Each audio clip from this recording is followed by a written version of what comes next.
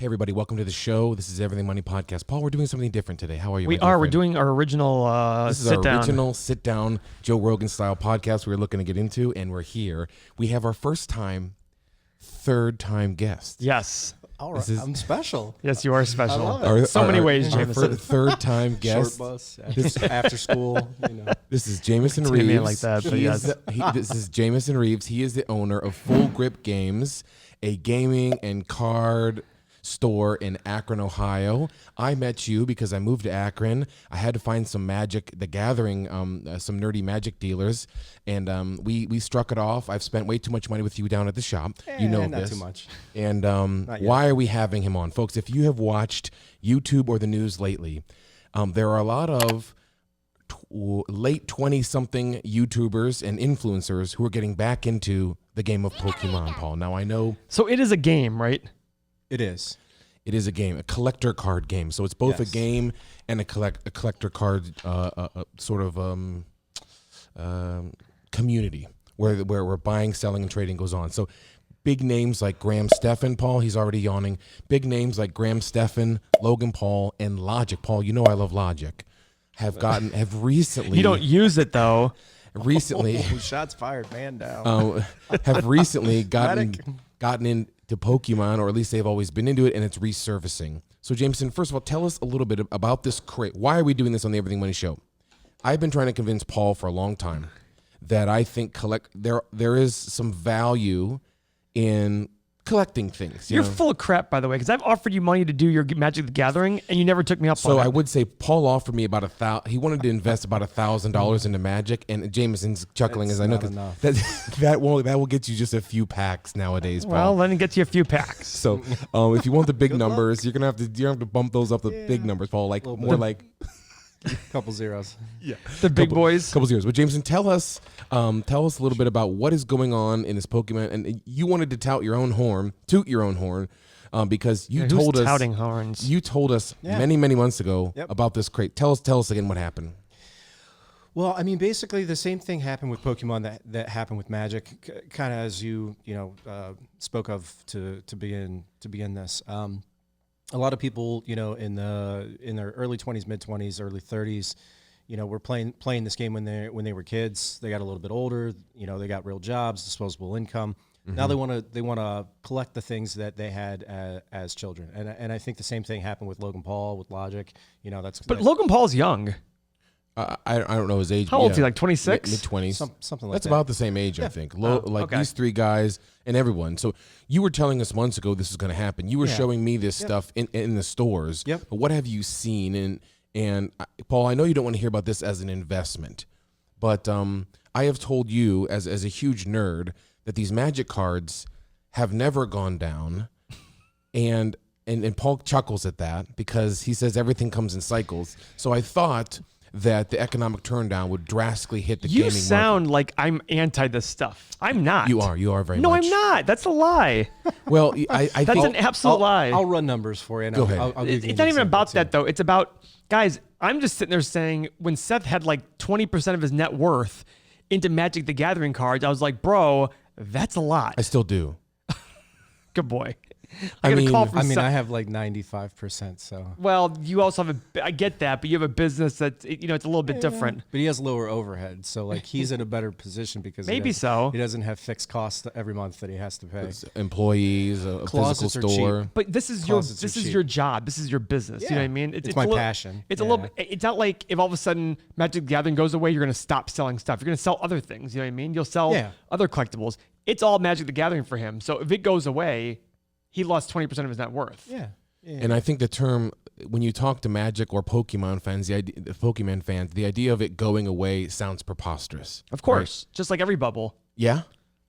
So this is the argument on the show. So if you've made it this far and you're not turned off by Pokemon, you're interested in this, and you might have Pokemon cards in your closet right now. This is why we had Jameson on. Yes. Paul thinks this is a bubble.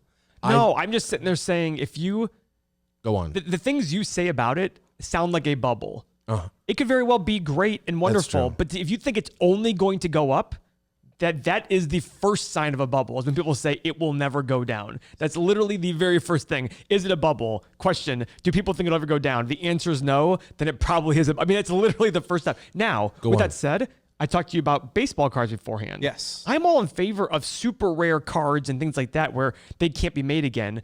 The difference between this and baseball cards is the second somebody retires from baseball, you can't just go make a 1994, which is the same thing for this. You can't go make a first edition 1999 Pokemon pack. This is, I mean, look at this thing. This thing is 1999, right? So let's get to it. Tell us what has occurred in the last 6 months, because I thought the economic turndown would slow all this down, and it certainly did not. No, it made it explode.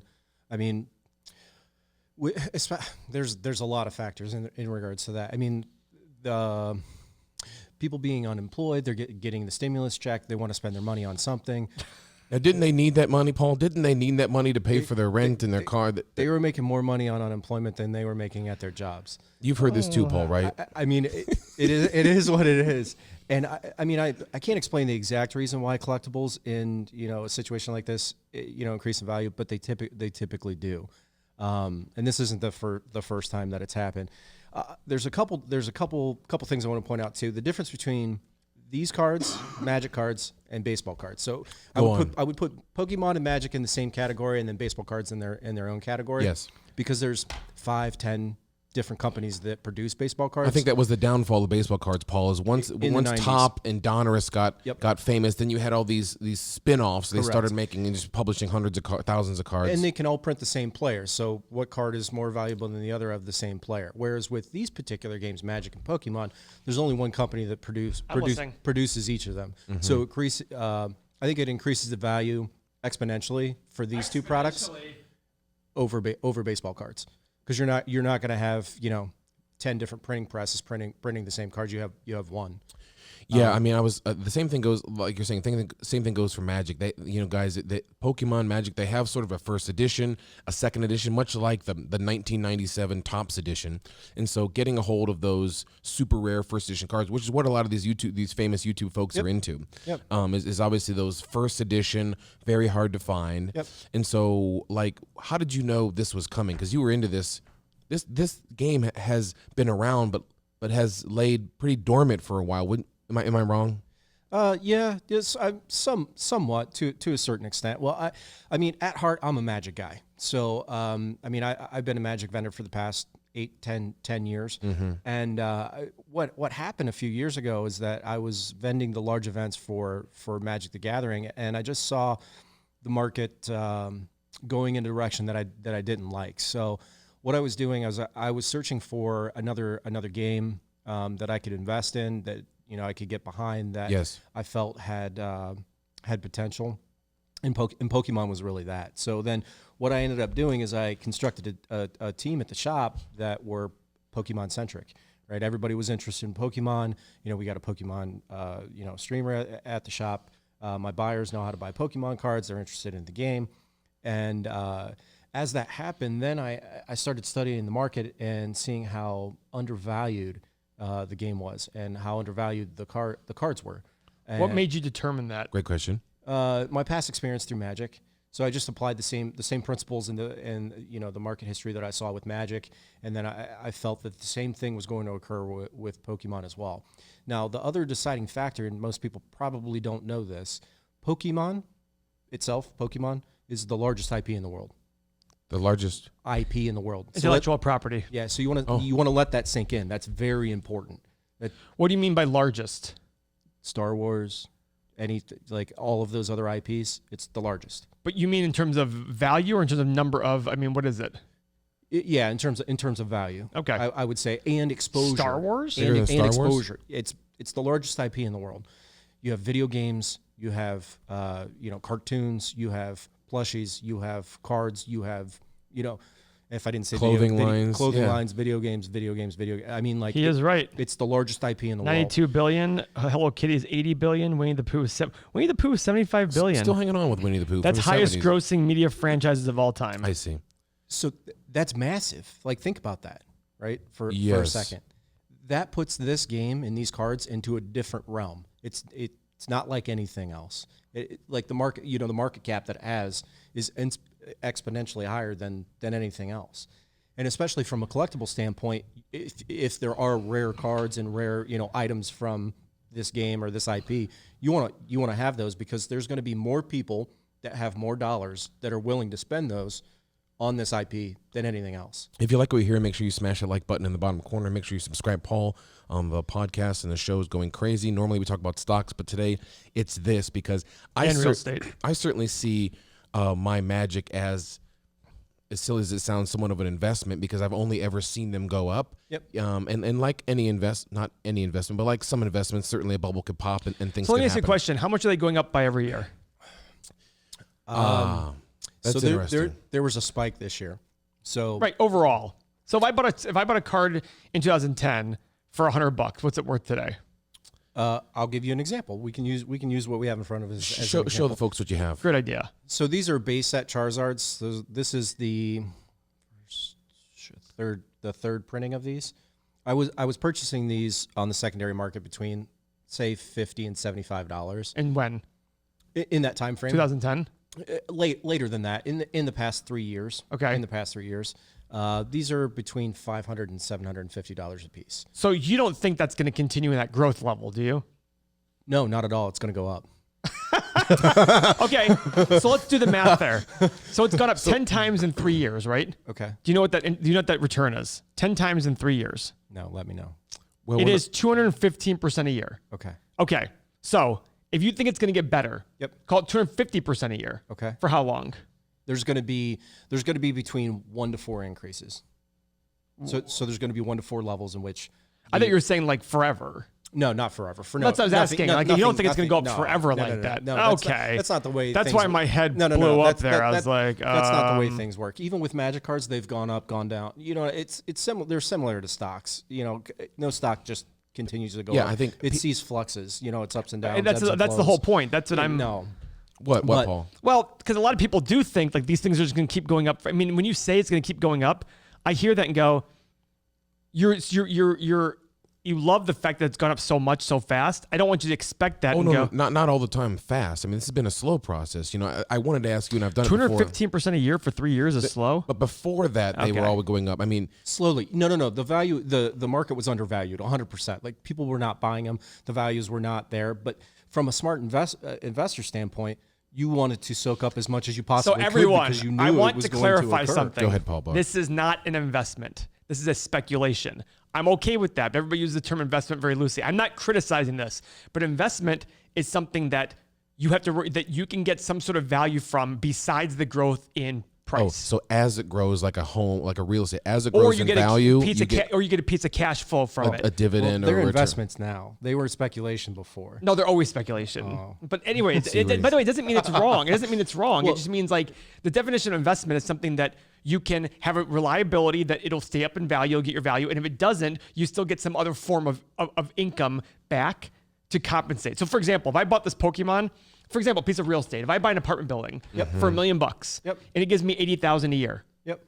Let's say the market determines it's worth $800,000 next year, but it's still making me $80,000. It's still an investment because I'm like, oh, okay, well, I'm getting still some cash flow from it. So these cards are not paying us as they go up or down. I'm being technical here. Correct. I'm being technical here. Correct. You have to have the value of the card go up for it to make you money. I'm not saying it's a criticism. I'm just sitting there saying my standpoint as talking about investing versus whatever. That's a great point. So just like day trading. Day trading is not investing. It is speculation, right? That is true. Now, Jameson and I are definitely in the court that that we're speculating that there's no way these will ever go down. My cards that I'm in love with, printed in 1993, I'm sure you would agree, have never. And I think the argument to be made for those 1993 cards is a good argument. It's like, well, listen, they're not making any more of these cards. You just have to be very strategic about it because some of them are definitely speculation, whereas other ones, of the other cards, I would say it would be more of an investment. So you have an enormous stack of these. But I can see what you're... you have an enormous stack of these foils. Yeah. So this is all the same card? This is all the same card. So like this is just one example of like something that I was investing in or speculating on. It's fine. Just say investing.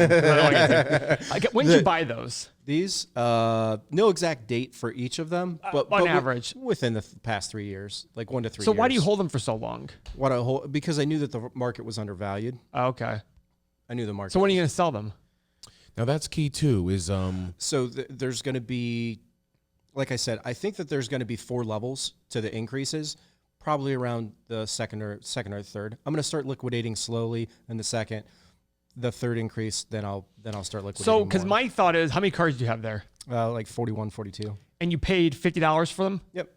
So to me, it's like, and they're up worth right now worth what? How much? 500 to 1,000? 500, 750. Yeah. So my comment is, why don't you sell 5 of them and get your money back? I could. But then that's just to me going like, oh, listen, now you have your money back. Yep. Let's play with the house's money. Well, it depends on the particular item. So let me give you another example, because some of these items I will do that with. Okay. But certain ones I want to hold longer because All I feel that the upside is greater. So I bought a bunch of these. hold that up real quick.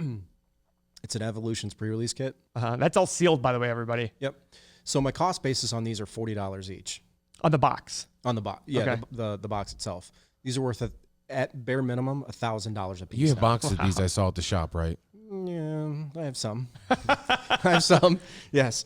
But yeah, and these ones I've been actively selling. Because you have? Because this is a slower moving product. It's a little. How bit long does it harder. take? I mean, we sell 1 to 4 a month. Oh, okay. But I am actively, selling these. The Charizards itself, I'm holding on to, and we'll sell at a later date because these are more desirable than these. I believe. How long would it take you to sell all 40 of those? I mean, I could sell them tomorrow if I wanted, depending on the price. Of course. Yeah. Yeah. Yep. So very, very liquid. Not as liquid. Talk about some of these graded ones that blow Paul's mind here on some of these graded cards. Some of these ones, guys. Like these are $19.99 sealed First edition packs. first edition packs. Yeah. So I bought those at the beginning of the year for $1,400 a piece, and they're worth somewhere between $7,000 and $9,000 a piece now. So the funny part, Paul, Logan is, Paul was selling packs, those packs for $11,000. So I'm being conservative with my estimate of $7,000 to $9,000 on those ones, and those ones are graded 9s. So 9s are phenomenal. What were his graded? They weren't graded. They weren't graded? They were straight out of a pack. Yeah, so They're you just open a straight out of box. Now, here's the key. Tell me if I'm wrong, Paul. Not to get too technical, but when you open a box, the company itself will put some bomb cards in there and then a bunch of duds. Of course. So after, say you open a box, if you get a bomb, then they might sell off a lot of these other packs. Now, the problem with the game that I love, Magic, Paul, is the first edition packs were made with almost a clear vinyl, waxy sort of white. So you could see? You could. They have the opportunity to search. Not, of course, with these. These are, what do you got there? What is this guy? You're tempting me. This one? What is that? This is a first edition. Hold that Charizard. puppy up to this camera so they can see what's up. No, Paul doesn't know what that is, neither do I. What is that thing? This is the first printing of this card. Uh-huh. And then this one is graded as 7. So I had one of these last year, and I felt kind of bad. I sold it for, and it was a good market price at the time for $2,200. So I just bought this one back from one of my buddies, and this is the card that Logic bought for $220,000, but his was graded at 10. This is graded as 7. I just bought this from my buddy last week. Huge difference, right? Yeah, for $25,000. Show that to Paul real quick. Fudge. Now, Paul, here's what I'm telling you. Listen, I know these are exciting numbers. The point is, when my Magic cards, again, I don't mess around with new Magic cards, like buying those new baseball cards thinking those are going to go up. I only go after the first, second, third edition cards. But it was printed in 93, after 27 years of never going down, just getting absurd rates. At what point do you...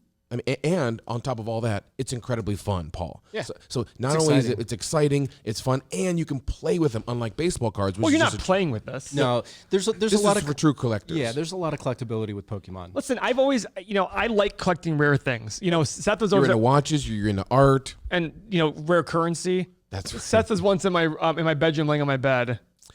It was a very sexy moment. His wife and Mo were both there. It is getting awkward. Okay, and he said to me something like random comment. He's like, I've always wanted to see a One day, 500. no, I want to own this one day in the world. No, you said you want to see one.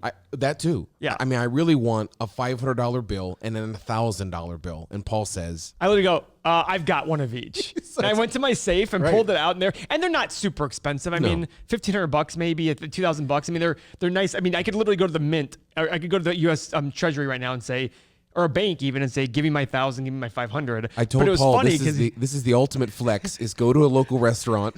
pay with a $1,000 bill. Pay with a $1,000 And I guarantee bill. you they wouldn't accept the money. Oh, you don't think so? Oh, no, because they wouldn't understand it. They'd be like, They wouldn't know what to do with it. Yeah. What is this? That's the ultimate flex, is buy them for $800 and sell them and then And by pay the way, $500 is that out. an investment? No, I look at it going, I get the idea of it being an investment in the sense of they're not making more $1,000 bills, they're not making more 500. I just think they're really cool and I want them. I have rare books. I have like autographed rare books. My brother just got me a great Christmas gift. 2013 Berkshire Hathaway annual report signed by Warren Buffett and Bill Gates. Come on. It's sick. Yeah, it's real sick. So it's the same thing. It's like, but it's just a different form of it. The only point I would argue is that when people play this game and when people collect these things, they don't look at it as speculation. They absolutely I understand. The thing that keeps I hope you're not getting offended by it. No. I really hope not, because it's not meant to offend. No. But we've been told our whole lives this is stupid and we're nerds, and I want to you're wasting your money. Shed a little bit of light on the other side. I disagree. The people, the thing that holds these people to these games, I disagree with them, is the fact that they know that when they're playing, their cards are going to have value if they want to get rid of it. So, and by the way, that's why I defend it too, saying, listen, if it's your thing, it's your thing. I just don't want you to think this will always go up. I will always make money, because that is literally the sign of bubbles. Yeah. So Paul has advised me, like, I have a big Magic collection. I have started selling off some bigger pieces, and I really love the idea of like starting with a very small amount, going from like the paperclip to the Porsche, like starting with a very small amount and then trying to trade up to something exciting. Meanwhile, like making sure I have my finances in order, because there's a lot to play with, Paul. I mean, like, well, let's just tell a story. Tell me about it. Let's just tell a story. One night, it's Sunday night. I'm in bed. Oh boy. I'm lying in bed. 10 o'clock at night, 9:30. I get a phone call from Seth. I'm like, oh, that's weird. I answer the phone. Hey, Seth, what's going on? So there's this Magic the Gathering deck I need to buy, this pack I need to buy, blah, blah. Seth, how much do you need? $8,000. I'm like, oh, all right, sounds good. I just happen to have, money like literally and I don't carry cash around me. And I'm just like, I drive to Paul. He drives to my house. I give him the money. Next day he pays me back. Awesome. Yeah, I got 3 Betamaxes is what I got. Oh, nice. Good for you. That amount of money. Yeah. Dude, that's fantastic. Yeah. So it's a. That's the thing. He just told me, and I said to him, it's Seth. I know he's going to pay me back. I mean, there's no doubt about my mind. So I'm just like, Seth, come over. I got the money. So it's really just, sometimes it's just fun to play around. It's just like, it's challenging. Like I borrowed that $8,000 from you. I bought 3 cards. I sold 1 for 4. Yeah. And I'm trying to sell 2 for 8 and get basically 1 for free. And, but that love, that's the love, Jameson. Oh, yeah. I'm the one that advised you to do that too. I'm like, Seth, if you're going to do this, try to make some money on it. Yeah. So at least you're flipping, doing it. It's no different than I do in real estate, right? Yeah. So in the end, I love everything you're saying. I guess the message is, what age group are we talking about, and who should go check their closets? Absolutely. I mean, anyone from like 18 to mid 30s, really. I mean, because even 18-year-olds, 12 years ago they were kids, and some of this stuff is still readily available. So, so like if I went to Dick's to buy, because they sell Pokemon cards at Dick's, don't they? I don't think so. Not anymore? No. So where do you have to go to buy Pokemon cards? Like real one, not like Full Grip Games in Akron. Full Grip Games in Akron, Ohio. I mean, you can go to Walmart, so you can, Target. You can go to you actually buy directly from Pokemon other decks. Not decks, but packs, and I don't buy directly from Pokemon. We have distributors that we. Oh, okay, gotcha. So tell Paul, just like baseball cards. Tell Paul about your live stream channel so you can blow his mind with this Pokemon. Oh, the streamer that we have.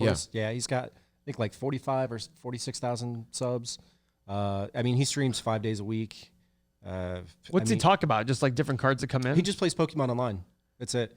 Like all of his videos recently have been blown up. I mean, anywhere from 10K to 15K to 20K views. So Jameson hires this kid, this live streamer, to go live in a cool studio just to play, and people follow.